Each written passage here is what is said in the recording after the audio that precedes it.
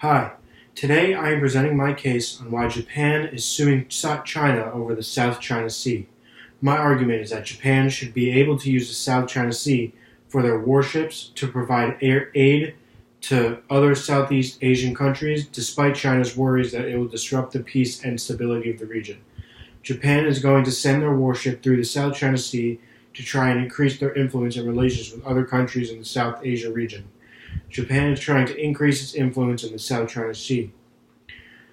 They will send a warship into the South China Sea for 3 months of port visits in order to make its presence known before going to the Indian Ocean to help the United States.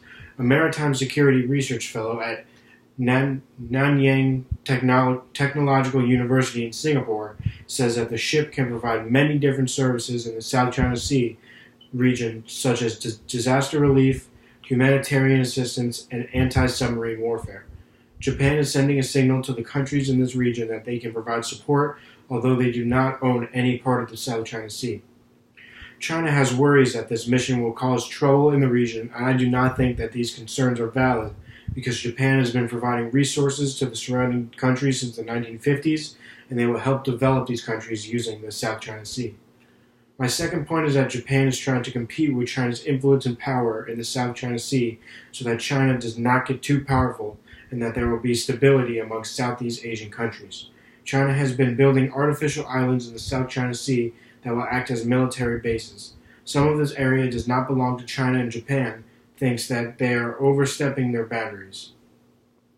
Japan is working with the United States to try and get China to stop building islands and to secure freedom of navigation, while also attempting to unite the other Southeast Asian countries. They also want to create stability by getting China to stand down on assertive actions.